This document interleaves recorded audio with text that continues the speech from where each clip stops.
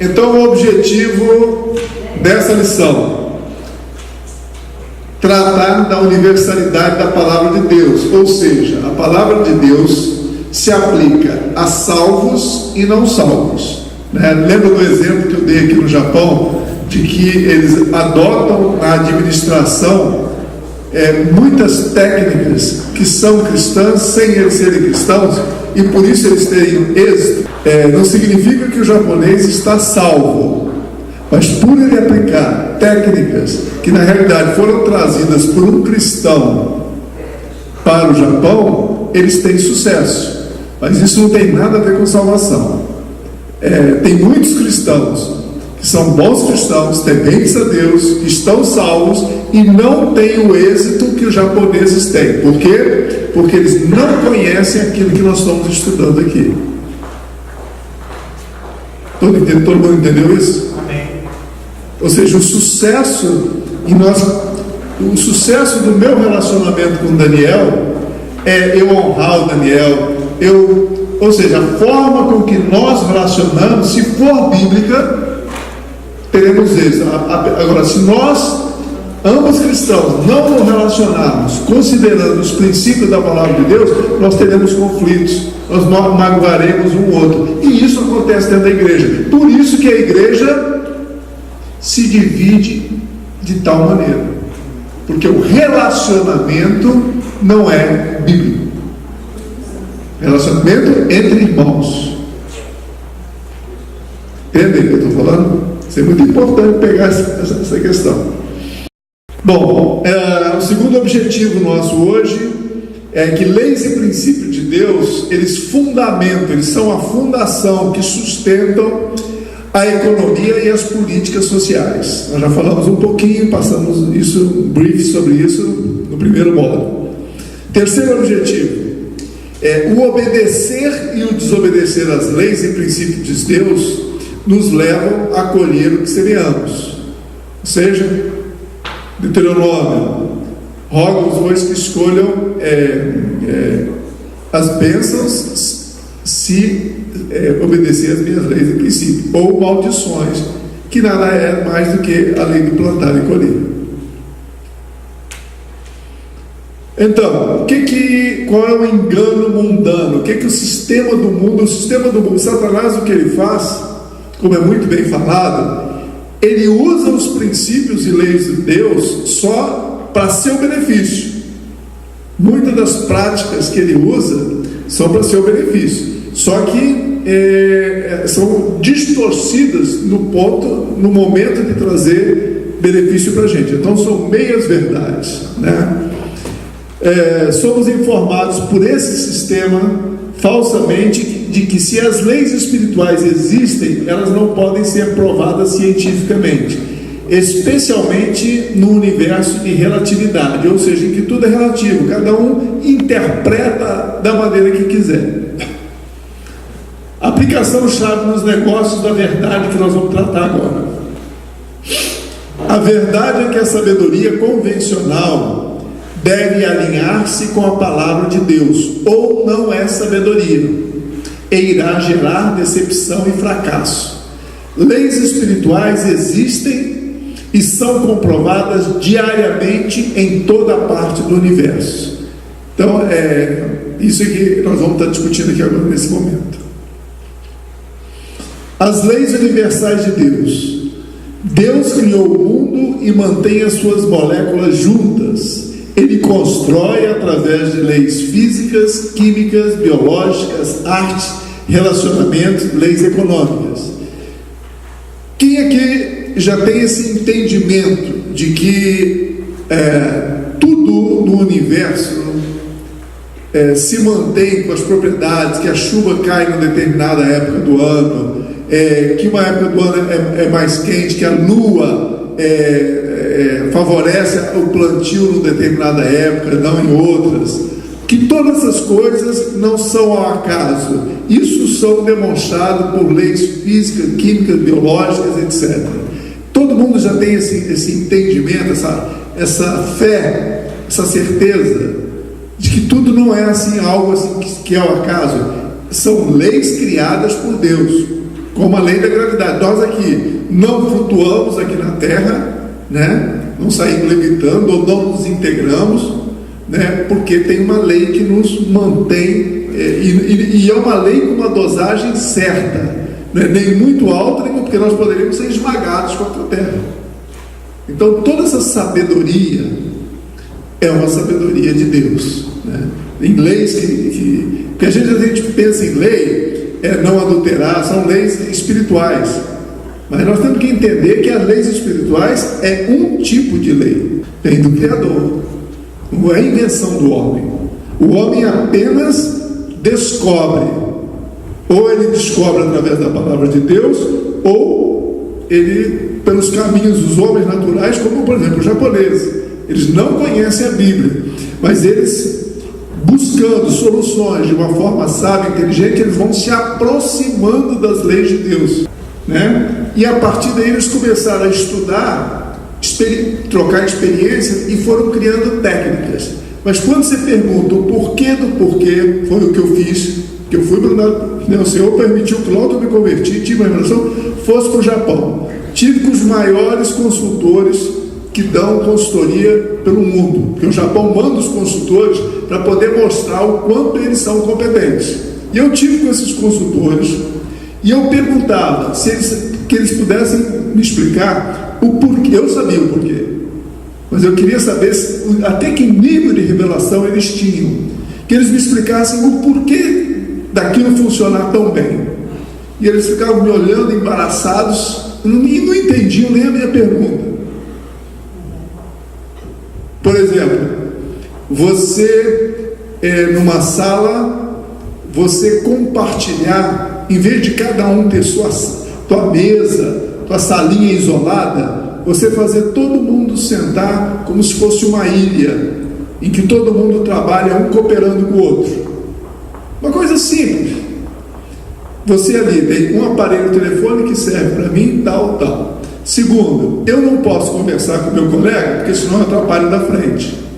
Então eu crio todo um sistema de controle, ou seja, de controle ou de trabalho, em que há uma inteligência por trás disso.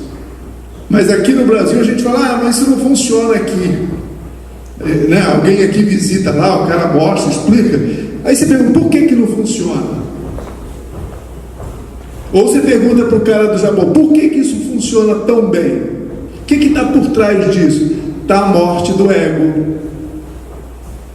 Né? Porque quando você começa a dar uma salinha para cada um, você começa a dar para quem tem uma hierarquia maior, uma mesa maior, número de gavetas maiores. Quem trabalhou em empresa sabe o que é isso, né? Quando você é promovido, aí você começa a dar status maior para as pessoas. E isso alimenta o quê?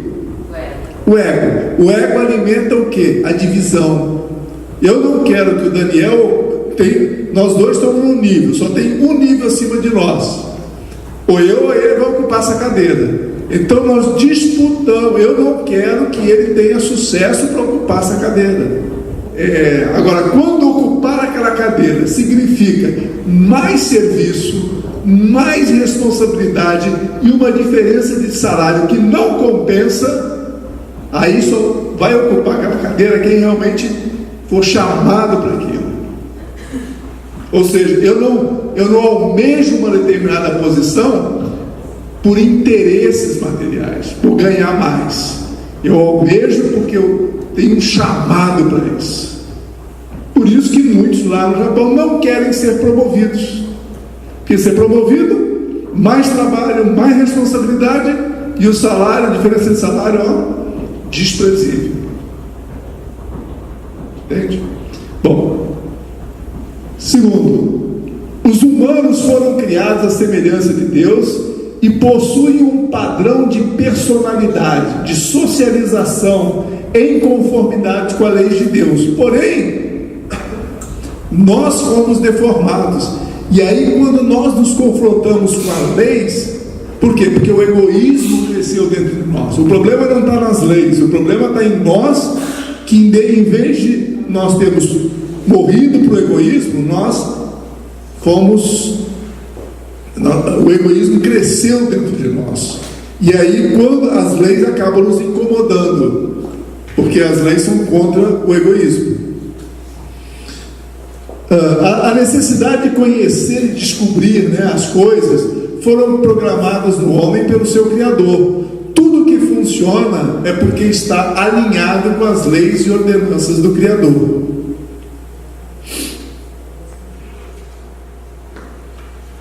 Finalmente, sobre essa questão, as leis e o mercado, né? Deus ama o trabalho porque Ele mesmo é um trabalhador eterno, como nós já vimos. O mercado é onde obtemos provisão, ou seja, comida e roupa, e a possibilidade de lucro, que permite cuidar de outros, abrigar, ou seja, dar abrigo, assistência médica, educação. Então, eu pergunto, onde o lucro é ruim? Ou seja, se o Alair vende ovos, se ele comprar os ovos por R$10 e vender por R$10, não sobra nada. Se ele comprar os ovos por R$10 e vender por R$50, sobra 40. O que está errado em sobrar 40? É como ele usa esses 40 que sobrou. O que Deus espera? Que ele usa uma parte para o Alair, uma parte para ele dar ao Senhor nos seus dízimos e oferta, e uma parte para ele criar melhores condições daquelas pessoas que trabalham com ele. O problema é quando o Alair pega os R$40, enfia no bolso e não quer dividir com ninguém. Aí é que Deus não está de acordo com o lucro. Mas ter lucro não é problema. O problema é como você usa o lucro, a forma como você administra o lucro.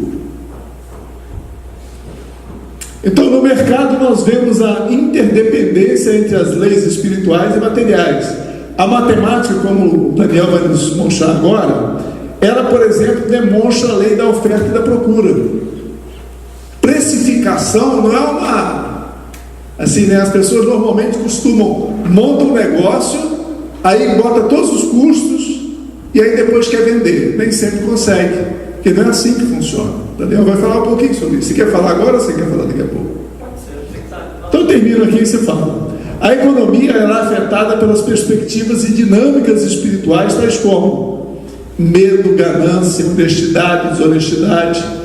O que significa isso? O valor de uma ação, quem ouviu o áudio, ouviu ele falar. O valor de uma ação, ela considera a desonestidade das empresas, a insegurança com a honestidade. Por exemplo, alguém dá um rombo na Petrobras, mas ninguém, os acionistas, quem tem as ações não sabe. Aí as ações estão lá em cima. Aí alguém descobre que alguém roubou a Petrobras. O que acontece? Desespero, insegurança, o preço da ação vai lá embaixo. Que lógica tem isso? Por isso que o mercado de ações, entre aspas, é um mercado meio diabólico. Porque ele é um mercado que joga com medo, com a insegurança. As pessoas ganham fazendo esse jogo de medo, ganância, né?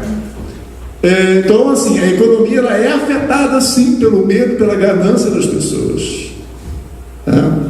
A estabilidade econômica e a força de trabalho estão relacionadas à visão espiritual de estabilidade e motivação para o casamento, para a visão das crianças e transferência nacional. Ora, se eu penso em não me casar, porque casamento é despesa, significa dar tempo para cuidar dos filhos, para que eu preciso poupar? Para que eu preciso investir nas gerações futuras? Agora, se eu tenho um coração em que eu amo os meus filhos e desejo que meus netos sejam abençoados, eu tenho que projetar um negócio que pelo menos gere lucro até a geração dos meus netos. Então esse pensamento muda totalmente a perspectiva da economia. Entenderam? Ou não?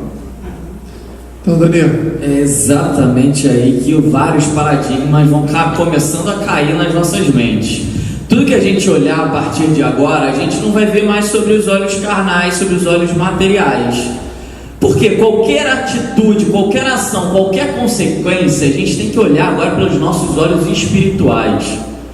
O Sérgio está falando aí, puxa, mercado de ações, ele tem relação com o pecado. A economia, ela gira em torno de emoções, de pecado. Então, todo o nosso julgamento a partir de agora, em relação ao mundo real, né, ao mundo, né, que a gente está vivendo, né, o mundo material, melhor, porque o mundo real também é um mundo espiritual, né? Mas relacionado ao mundo material, a gente tem que olhar agora por esse prisma. Então, o dólar caiu. Por que será que o dólar caiu? Poxa, o Brasil ele não está conseguindo crescer. Por que será que o Brasil ele não está conseguindo crescer?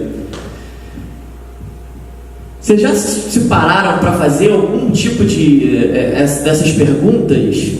A gente está vindo aí de um tempo em que, poxa, a gente está sofrendo consequência de atos, né, causados, e atos que ainda não pararam de serem causados, dia após dia, e a gente não consegue decolar.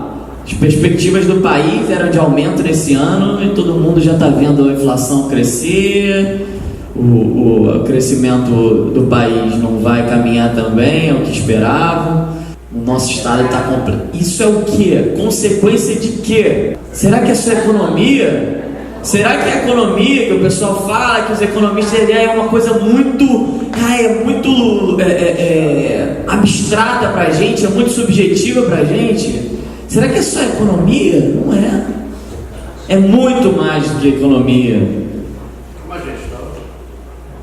E a má gestão é porque é pelo pecado. O cristão, ele é salvo de espírito, mas o coração e a mente dele está completamente, ele não foi desconstruído tudo que ele tem aprendido. E a gente vive hoje no Brasil, e a gente reclama tanto do nosso país, mas a gente é a consequência de tudo isso.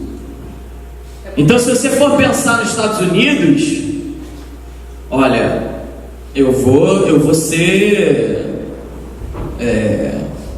um pouco, pode parecer soar um pouco complicado para algumas pessoas entender isso, mas certamente eles pecam menos do que a gente peca, ou melhor, porque o que acontece? O que o Sérgio estava falando aqui?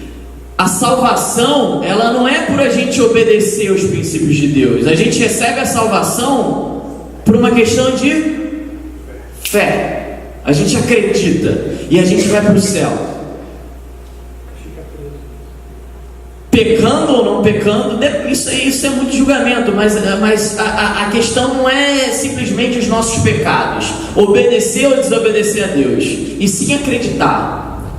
Agora, o quanto que a gente tem prosperado, o quanto que a gente tem sido bem-aventurado, o quanto que a gente tem sido bem-sucedido em tudo aquilo que a gente faz, isso sim é a consequência da gente estar executando ou não as leis de Deus. Porque tudo que a gente já tem melhorado, se desenvolvido como pessoa, né, em todos os tipos de práticas, né, principalmente com relacionamentos, a gente vai utilizar lá no céu. O Denis até diz isso, né, Sérgio? Que no céu, o céu não é uma vila de aposentado. Deus, ele criou o mundo, mas mesmo antes dele criar o mundo e o universo, ele já era um trabalhador incansável. E ele trabalhava dia após dia. E muita gente acha que a gente trabalha por conta do ato pecado, né, do ato falho de Adão e Eva.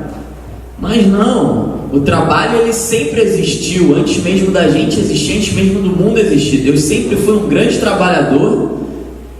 E acontece que a gente errou, o homem errou, e ele vai ter que arcar consequências. E uma das consequências é o nosso trabalho ser árduo, ser cansativo e muitas vezes, né, não ser uma coisa simples, né? O próprio livro ele diz que o pecado ele é engrenagem, né? Ele é areia na engrenagem, ou seja, o trabalho ele vai acontecer normalmente, e entra o pecado e aí o trabalho se torna um pouco mais complicado, e aí a gente vai ter que ralar dia após dia para que a gente coloque comida nas nossas casas. Mas isso não é ruim, isso é bom, porque Deus sempre trabalhou e Deus é o nosso modelo de pessoa. Nós fomos feitos à imagem e semelhança de Deus, então isso não é ruim. Então esse capítulo aqui, mais uma vez, ele tenta desconstruir um desses mitos, né, que a gente não pode, a gente tem que deixar um pouquinho de lado os preceitos de Deus no mundo dos negócios, ou na economia, ou na política. Esse capítulo ele tenta desconstruir isso, porque ele fala, olha só, a gente precisa conhecer muito bem as leis de Deus para que a gente possa ser próspero e a gente seja exatamente como o Sérgio falou: pelos frutos vos conhecereis. Poxa, olha só, aquela empresa lá, ela está cuidando muito bem dos seus funcionários. Poxa, aquela empresa, ela tem uma forma de lidar com os seus funcionários que é incrível. Poxa, aquela empresa está dando um lucro muito bom. Então, alguma coisa deve ter ali, e a gente testificar as coisas boas, porque a gente está careca de testificar tudo aí, né, para o mundo, e às vezes a gente acha que a gente deixa de falar, a gente deixa de se manifestar como um cristão, mas a gente está sempre se manifestando. O problema é que a gente se manifesta da forma errada, a gente não se manifesta como um cristão, a gente testemunha o quê? A nossa prática secular mesmo, a nossa vida humanista de carpe diem, e deixa de seguir as leis de Deus. E uma das leis de Deus, Sérgio acabou de falar, é a lei da demanda e da oferta. São situações, é claro, todas muito subjetivas. Cada um tem o seu próprio negócio, cada um tem a sua condição da sua empresa, o quanto de oferta e demanda tem em cada mercado. Mas de forma bem básica, bem geral, se eu ficar entrando nesse sentido aqui, isso aqui a gente estuda durante 4 anos, só esse gráfico aqui em economia, tá? Vamos lá, eu espero que vocês entendam. Mas esse lado aqui é o preço, e esse aqui temos a quantidade.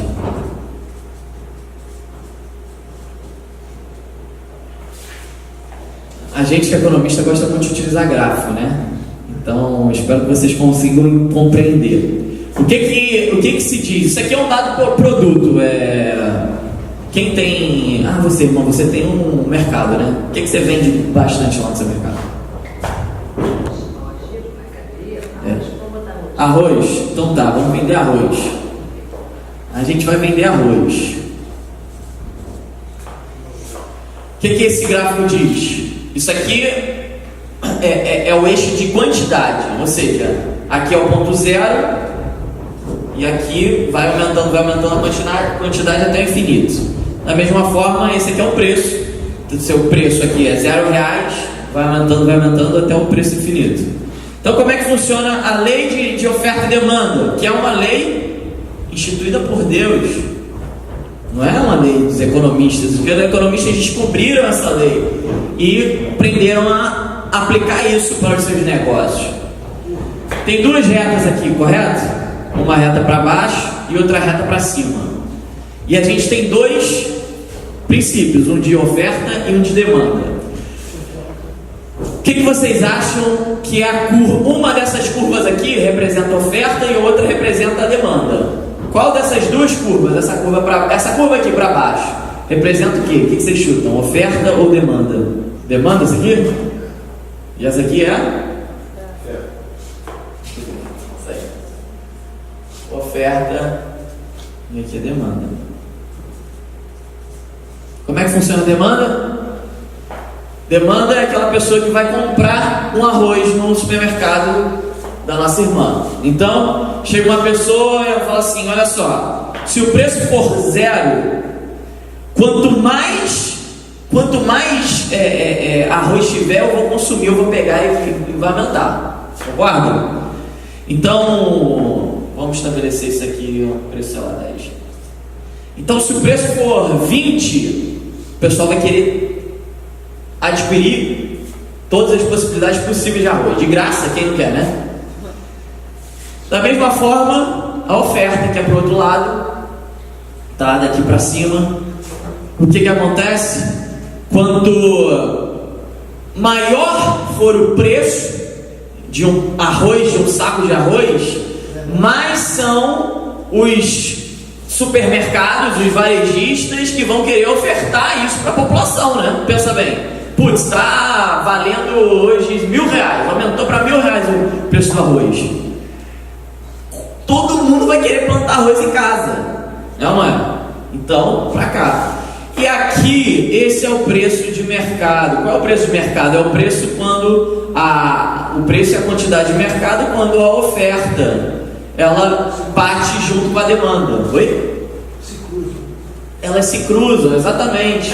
Então, qual é o ponto que você vai sempre tentar chegar? E assim, de forma pode não ser técnica, você pode não saber exatamente como funciona uma curva de oferta e demanda, mas é sempre assim, né? O supermercado ele vai numa rede atacadista e compra algumas mercadorias, né? E aí coloca o preço. Se ele vende mais, ele tem que comprar uma maior quantidade, enfim. E aí o mercadista, né? E o consumidor, eles vão entrar num dado nível, né? E eles vão chegar num preço ótimo, em uma quantidade ótima, que é o ponto de equilíbrio, tá? Então isso é uma curva de oferta e demanda. Não adianta você achar que, não, poxa, eu tenho o melhor arroz do mundo.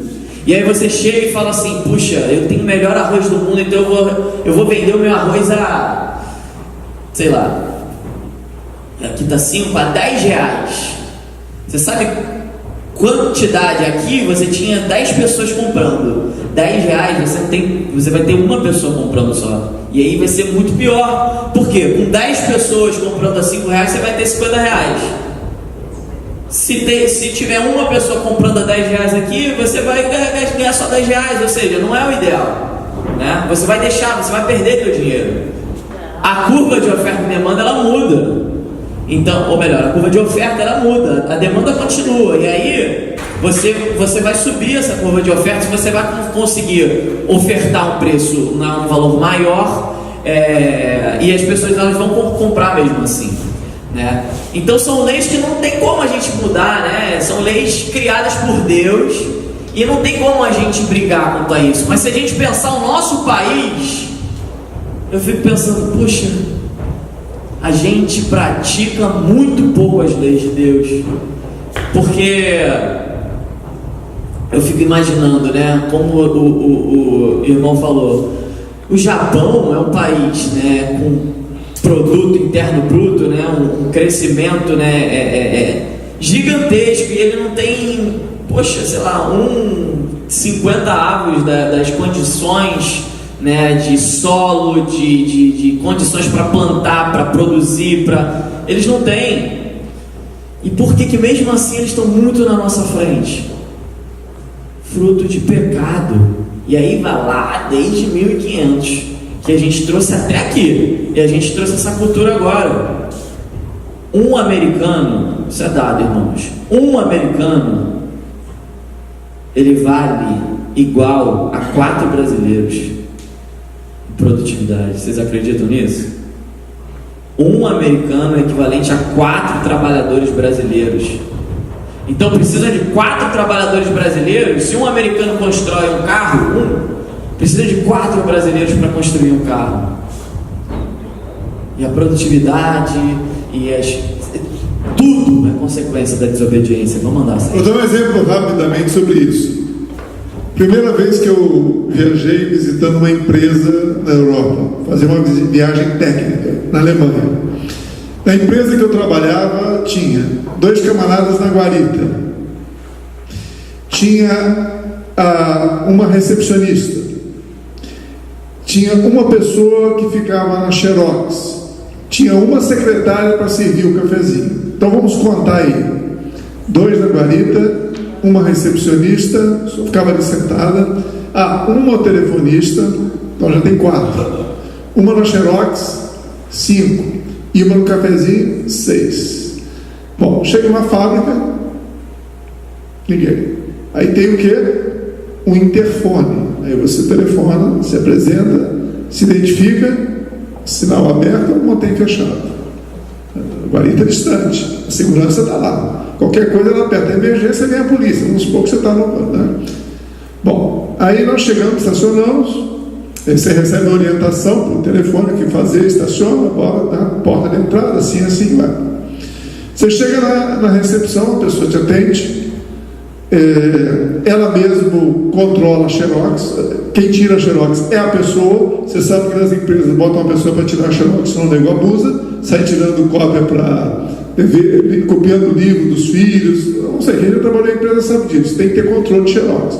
Aí nas empresas botam uma pessoa sentada para tirar a xerox. Lá eles colocam a pessoa observando, a mesma pessoa que observou que nós estamos entrando, observando quem estava tirando xerox, e a própria pessoa tira xerox.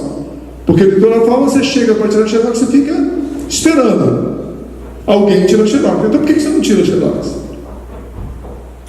Aí fomos para a reunião, sentamos na reunião, estamos na reunião, aí vem trazer o café. Quem é que vem trazer o café? A recepcionista. Então, uma pessoa substituiu 6. Agora aqui, não, a minha função não é essa. A minha função é recepcionista. A minha função é telefonista. Eu não estou aqui para servir, entende? Então assim, rapidamente, eu fui para dentro da fábrica, a mesma coisa.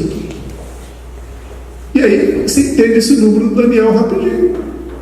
Deu exemplo da recepção. Em todos os setores eu observei a mesma coisa. Bom, segundo engano mundano, somos informados falsamente que a Bíblia é um livro cultural, antropológico, que estuda a natureza do homem, né? E religioso, cheio de pedaços de sabedoria, preconceitos culturais e é de particular interpretação. Ou seja, você entende de um jeito, eu entendo do meu jeito, e cada um com a sua verdade. Isso é o que o mundo tenta passar.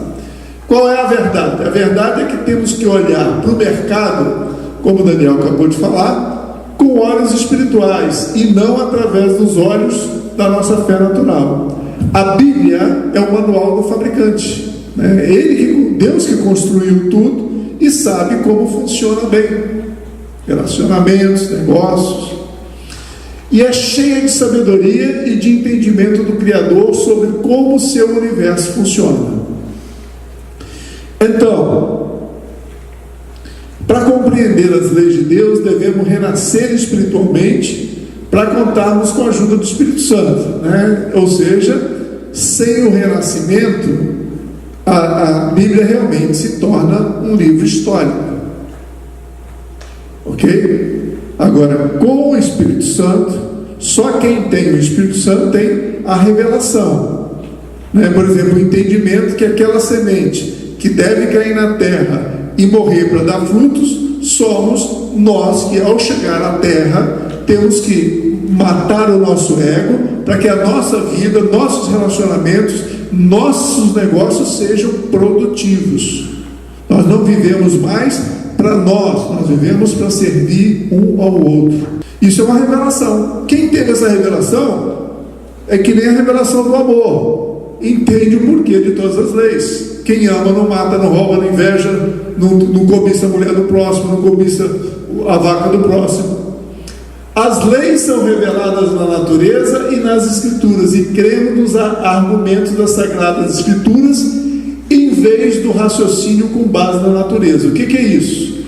Pressuposicionalismo versus evidencialismo. Ou seja, nós cristãos pressupomos que tudo que está escrito na palavra de Deus é a verdade. O que é a mente natural?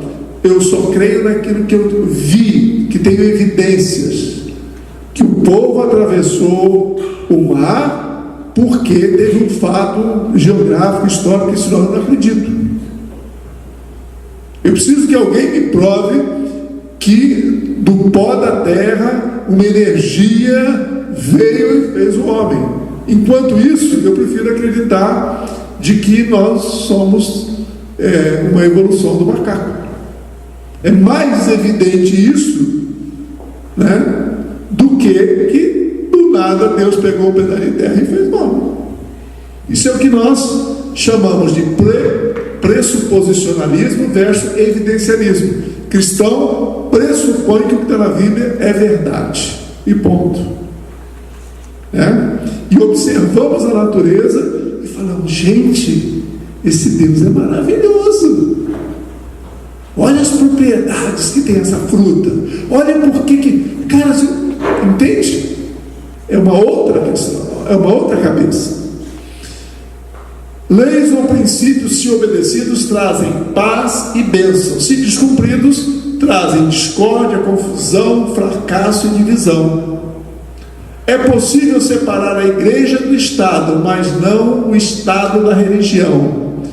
Toda lei social é religiosa, a questão é de qual religião. O que é isso? Por exemplo, governo de um país, de uma cidade, não é responsabilidade do pastor, do presbítero, do bispo de uma igreja. Porém, o que uma lei define? Uma lei define limites. Se você ultrapassar um sinal, você recebe uma penalidade. E o que as leis de Deus fazem? Obediência, bênção. Desobediência gera maldição. Então, o quanto mais as leis de uma nação, de uma cidade, ficam alinhadas à palavra de Deus, mais próspera esse país, essa cidade vai ser, porque funciona. Então, assim, quando a gente fala, a igreja, nós não defendemos que o país seja governado pela igreja. O que nós defendemos é que as leis do país estejam alinhadas com as leis de Deus, porque as leis de Deus funcionam. Essa última questão que o Sérgio falou aí é muito importante e é muito frágil, porque a gente hoje em dia tem uma pressão gigantesca para a separação das coisas, As coisas de Deus ficam só lá no mundinho da igreja. As coisas de país, de decisões, de governo é outra coisa. Não vem com a questão de Deus, não. A gente teve na semana aí um debate aí. Quem viu o debate aí? Alguém viu o debate na Band? Teve um debate na Band e surgiu um cidadão chamado Cabo Daciolo. E esse cidadão, ele começou a falar um monte de coisa, a respeito de Cristo e da palavra de Deus, e toda hora ele falava um aleluia, glória a Deus. No final ele chegou até a ler um versículo, em plena rede nacional, em pleno debate. Já soube um monte de coisa desse cara, coisas que realmente são alarmantes e tristes, muitas coisas que me passaram. Eu fui pesquisar quem era, até a gente já tinha ouvido bastante, mas eu fui pesquisar quem era. Enfim, a gente viu um monte de coisa, muitos processos, muitas contradições a respeito de tudo que ele falava ali da palavra de Deus. Mas independente disso, eu não quero julgar político, mas independente disso, algo me chamou muita atenção. Esse cidadão, ele foi o primeiro foi quase nos trends mundiais. Foi a primeira menção de todas, assim. Trendings quando você coloca um hashtag, tá na mania. Hoje é uma mania, Você coloca hashtag, é um assunto muito comentado. Então esse cara virou um assunto super ultra comentado. E a grande questionamento de todas as pessoas era a respeito: olha lá, o cara fica falando de Deus e não tem nada a ver, tá totalmente fora. Cara, a gente está vivendo exatamente esse tempo que a gente está conversando aqui, Sérgio. Independente do cara, e aí cabe a cada um de nós cristãos pesquisarmos a vida dele, conhecermos mais um pouco, não só dele, mas como de todos os outros candidatos. O cara que fala a palavra de Deus lá, ele não pode falar a palavra de Deus, porque não, Deus é outra coisa, religião é outra coisa, tá errado. Tá tudo intrinsecamente, tá tudo relacionado, gente. A palavra de Deus tem que estar nas propostas de cada político. E a gente tem que julgar isso. Tem que julgar qual é o presidente que mais se alinha, né? Tem que julgar. Quem que está de acordo com as leis de Deus? Quem que está de acordo com os princípios de Deus? Quem que está de acordo, né? Poxa, com questões éticas, morais, como o Sérgio falou, as leis, né? A política se trata de questões de você, do bem e do mal. É o julgamento a todo momento, é do bem e do mal. E quem é que julga isso? Pra gente é a palavra de Deus. Então isso tem que ser a tua pauta quando você for pensar em votar. Isso tem que ser importante quando você for pensar em votar. Não pode ser uma coisa, não, poxa, eu vou votar assim. Não, esses princípios e as leis, a gente acabou de ver aqui, quem obedece, quem faz corretamente, a gente vai tender a prosperidade do país. Tudo que a gente está falando, tudo que está na palavra de Deus, isso tem a ver ou não tem a ver com todos os candidatos que estão, né? É fundamental, gente, é fundamental essa questão. Se alguém vir para você e falar, não, poxa, tem que separar, o Estado é laico. Claro que é laico, a gente tem liberdade de escolher, e é isso mesmo, mas eu tenho a minha opção, eu tenho a minha escolha, e a minha escolha vai ser pautada na palavra de Deus, porque a palavra de Deus, ela fala a verdade, ela fala sobre princípios de governo, não é só do amor, não é só da alegria, mas é princípios de governo. Se a gente for emergir na palavra de Deus e ler de acordo com o nosso chamado, voltado, né, para essa questão, né, política, econômica, a gente vai ver muita coisa muito bacana. Deixa eu trazer uma questão para reflexão, Daniel. Você imagina uma lei trabalhista. Você tem um funcionário trabalhando para você e ele foi negligente. Ele estava usando uma matéria-prima, produziu uma peça e deixou a máquina ligada e foi ao banheiro, depois ficou conversando com um amigo e matou uma peça que a matéria-prima, vamos supor, custa 100 mil reais. Então, acabou, matou, joga fora. Aí, se o gerente chegar, o dono da empresa, for demiti-lo. A lei trabalhista, vou te demitir por justa causa, você cometeu uma barbárie, né? A interpretação da lei é sempre favorável ao trabalhador, né? E está arriscado esse trabalhador conseguir levar uma testemunha e provar que ele foi injustiçado, vai ser admitido, multa, né? Todo mundo conhece essa história. Como isso, perante a lei de Deus, como é que nós analisaríamos essa questão? O que a lei de Deus fala? Tudo que você plantar, você vai colher. Então, a negligência, você pode colher sim com a perda do seu trabalho. Mas coitadinho, não, isso é uma oportunidade para ele mudar a história da sua maturidade. Nunca mais, aí aquela lista que temos também, nós cristãos temos que criar uma lista do nunca mais, através dos erros que a gente pratica. Nunca mais vou fazer tal coisa, nunca mais eu vou deixar uma máquina ligada achando que não vai ter problema, vou para o banheiro e vou ficar batendo papo com o amigo no banheiro, porque eu já perdi o emprego uma vez por isso. Simples. Então, e assim são as leis, por isso que as leis sociais têm que estar alinhadas com a palavra de Deus. E aí você cria um problema que ninguém quer contratar ninguém pela carteira assinada, CLT. Por quê? Porque você está sujeito a ir para o tribunal e sempre você é o criminoso. E o empregado é o coitadinho. Então, a verdade é que somos informados falsamente que o Antigo Testamento não está mais em vigor. Quem já ouviu falar nisso aqui?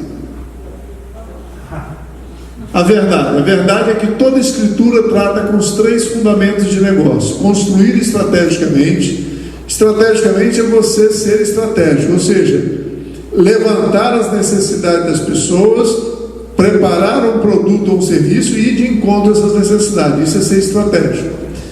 Com a gestão dos recursos, né, com quem eu devo trabalhar, da onde eu vou tirar os recursos para esse empreendimento, com a resolução de problemas, né, através de um modo bíblico. Tanto o Antigo Testamento quanto o Novo são necessários para obter uma imagem fiel de Deus, seus caminhos e seus propósitos. As leis não se aplicam aos cristãos em termos da necessidade de obedecê-la para obter a salvação, ok? A salvação independe da obediência às leis. A salvação é pela fé em Cristo Jesus. Então nós estamos de acordo que as leis não têm mais nenhuma utilidade para levar o homem à vida eterna. O que leva o homem à vida eterna é a fé em Cristo Jesus, crer em Cristo Jesus, ok? Os princípios da lei se aplicam em relação a conflitos ou bênçãos, ou seja, se queremos ser abençoados, conhecemos e obedecemos as leis. Se confrontarmos as leis, desafiarmos as leis, vamos ter conflitos ou maldição. A lei, exceto as leis alimentares e as leis de cerimônias da religião judaica, ainda estão em vigor para os não salvos. A igreja eu queria que depois o Daniel comentasse sobre isso, galera. A igreja do Novo Testamento, dos primeiros séculos, foi construída sobre o Antigo Testamento. Timóteo, em 3,16, se refere ao Antigo Testamento. O que Timóteo 3,16 fala? Toda lei,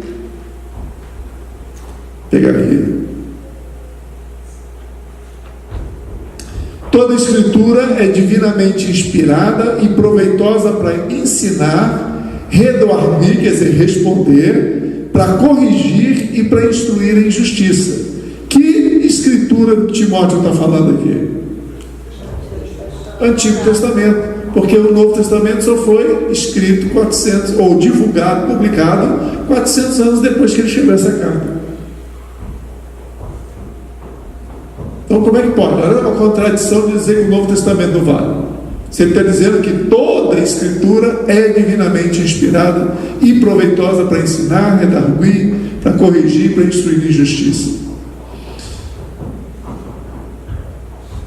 O Antigo Testamento estabelece profeticamente a vinda e o mistério de Jesus Cristo, que é fantástico. Detalhes de como ele seria morto, de como, o que ele falaria. E estabelece as leis sociais de Deus para toda a humanidade com um grande detalhe. Está lá em Deuteronômio, está lá em Levíticos. As sociedades são abençoadas ou amaldiçoadas em relação a como elas obedecem às leis de Deus, consciente ou inconscientemente. Por exemplo, o Japão obedece inconscientemente, sem saber que está obedecendo. Algumas, não são todas. A noção de um Antigo Testamento morto e inútil é uma heresia do marcionismo. Quem foi o marcionista? Marcionio, acho que é Marcionio. Um camarada que chegou à conclusão de que o que Jesus pregava, o amor, a bondade, o perdão, era incompatível com o Velho Testamento, que se o camarada, por exemplo, se a mulher adulterasse, seria apedrejado. O que Jesus fez? Jesus liberou. Então, diante dessa argumentação, ele concluiu que eram deuses diferentes. O Deus de Jesus não poderia ser o Deus do Antigo Testamento. E isso fez com que mas isso logo foi derrubado pelos patriarcas da igreja. Então o marcionismo foi derrubado, mas mesmo assim depois em épocas futuras ainda influencia até hoje. Então segundo, leis sociais de negócios e econômicas são encontradas no Antigo Testamento, como Daniel acabou de demonstrar. Por isso Jesus não tinha necessidade de repetir no Novo Testamento, porque o próprio Timóteo se referia sempre que Jesus se referia às Escrituras, se referia ao Velho Testamento. Eu não sei se a gente tem tanto problema quanto a isso. Eu acho que lá nos Estados Unidos eles sofrem um pouco mais de influência em relação a essa questão do Antigo Testamento e tudo. Mas é muito verdade o que ele fala, do poder, e da efetividade do Antigo Testamento. A maior prova disso é o que? A prosperidade dos judeus. Deus. É um povo escolhido por Deus? Sim, mas é um povo que pratica o Antigo Testamento. E a consequência disso é isso, Cris: prosperidade. Estudos dizem que Salomão, né, foi de fato o homem mais rico de toda a história, mais do que o Império Romano, mais do que Egito lá dos faraós, mais do que hoje o Jeff Bezos aí, muito mais. Foi um homem muito sábio. Por quê? Ele praticava e fazia, né, o que dizia o Velho Testamento, a sabedoria. Então, se a gente quiser emergir nesses 3 assuntos que estavam aí, né, Sérgio, sobre os enganos mundanos, era o quê? Gestão de recursos, resolução de problemas e construir estrategicamente. Vai lá dar uma olhada lá em Provérbios, vai dar uma lida ali no Pentateuco, que fala muito sobre isso também. Emergir, olhar a palavra sobre esse prisma. A gente não está acostumado a olhar a palavra de Deus, a ler, a meditar sobre esse prisma, mas às vezes Deus hoje está aqui querendo te falar para você começar a expandir a tua visão em relação à tua gestão, da tua empresa e da tua gestão como profissional também, a tua gestão como servo de Deus. A verdade é que o nosso Ministério de Mercado é parte de um ecossistema, sistema global, né, social, e decisões requerem pensamento holístico, que é dado por Deus. O que é pensamento holístico?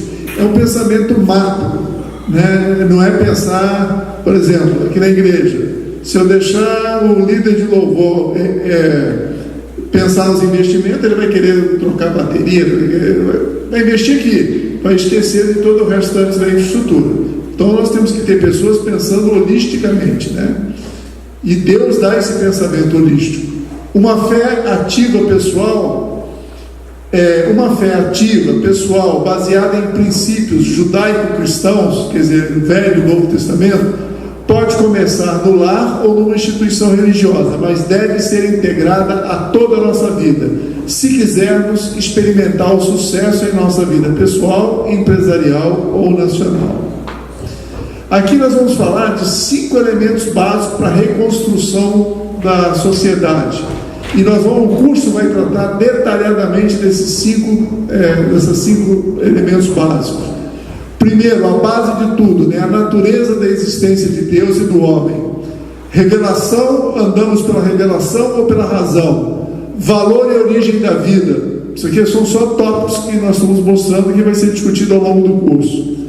Propósito do homem e história, né? Questões de religião ou questões reais. A natureza e o propósito da família, né? Questões de educação, procriação, questões da sucessão, como até há pouco eu estava conversando com uma aluna aqui do curso. A natureza da propriedade, né? Direitos humanos, questões da propriedade, de gestão dessa propriedade. A natureza do trabalho e padrões de vida, né? Tecnologia, comunicação, transporte, questões da qualidade e produtividade. E o último, a natureza e propósito do governo. Natureza da lei, né? Uso e limites da força, questão da lei e da ordem. São as questões básicas que o curso vai estar detalhando. A origem, exemplos falsos de falsas pressuposições, quer dizer, tentar entender a origem da vida, por exemplo, sem Deus, leva a que todas as informações são baseadas em probabilidades ou circunstâncias, ou através de outro filtro, senão é mentira. Liberdade sexual sem Deus. Todas as decisões morais são baseadas na esperança da ciência nos libertar das consequências natural das doenças e gravidez, né? Começou com a camisinha, tal, só que hoje nenhuma dessas técnicas foi eficaz e as doenças sexuais transmissíveis, muitas delas não têm cura, como a gente sabe. Então não existe, ou seja, liberdade sexual é uma mentira. Isso aí não faz parte do padrão de Deus. História humana sem Deus. A história humana não tem nenhum significado além do desenvolvimento gradual e iluminado do homem e de como ele se descobre através da educação humanística e da tecnologia científica. Isso é o homem tentando entender a história humana, né? Sem Deus. Isso são exemplos de falsas pressuposições que dominam as nossas escolas, que os nossos filhos estão aprendendo. As duas árvores do jardim, né? Isso aqui nós acho que já falamos e vamos dar mais uma pincelada. Na realidade, quando Deus colocou diante de Eva e Adão os limites, né? Você pode comer de toda a árvore, mas não pode comer da árvore do bem e do mal. Deus estava ali estabelecendo um limite. Esse limite, na realidade, falava de uma vida independente de Deus ou de uma vida dependente de Deus. Ou seja, quando você tivesse acesso ao conhecimento da árvore do bem e do mal, você não precisaria de Deus, da palavra de Deus, para adquirir conhecimento. Você adquiria esse conhecimento através de, como nós vimos, das probabilidades, da análise das circunstâncias ou das evidências, que é o evidencialismo. Então, o acesso à árvore do conhecimento do bem e do mal, foi a opção que Deus deu ao homem de viver uma vida independente dele ou viver uma vida dependente dele, né? Então, a árvore do conhecimento do bem e do mal representa a independência de Deus, ou seja, eu irei experimentar a realidade independente de Deus, que é o humanismo. Eu irei avaliar por mim mesmo o que fazer com a minha vida. Eu sou o dono da minha vida. Eu irei adquirir meu conhecimento para justificar as minhas escolhas. Por quê? Porque o coração escolhe e usa o conhecimento que existe no mundo para justificar as suas escolhas. A árvore da vida, que é Jesus, né? Eu entendo como Jesus, representa a dependência completa, o senhorio de Deus em nossas vidas. Não significa que nós nos tornamos marionetes, mas simplesmente andamos em comunhão com a palavra de Deus, né? Em concordância com a palavra de Deus. Andamos juntos, entramos no jugo de Jesus. Então a árvore da vida significa: eu irei submeter a minha vida e as minhas experiências aprendidas àquele que me criou. Não vou avaliar Deus, mas sim confiar nele. Eu vou adquirir o meu conhecimento pela sua vontade revelada e confiar nele, relacionalmente, para me trazer para a sua plena comunhão. Então, essas duas árvores, o nosso entendimento, o entendimento deles, que nós concordamos, representa a vida independente ou uma vida dependente de Deus e da palavra de Deus.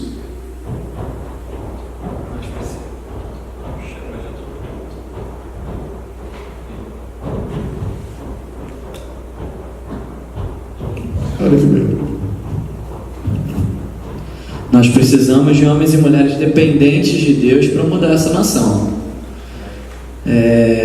Tudo aí que a gente vê, né? Hoje são pessoas a cada momento tentando justificar as consequências da vida dela, né? E a verdade é que Deus, Ele cria o sol, Ele cria a lua, e ela está sobre os justos e sobre os injustos, irmãos. Não tem jeito, a gente está sobre os mesmos princípios, a gente está sobre as mesmas leis de Deus.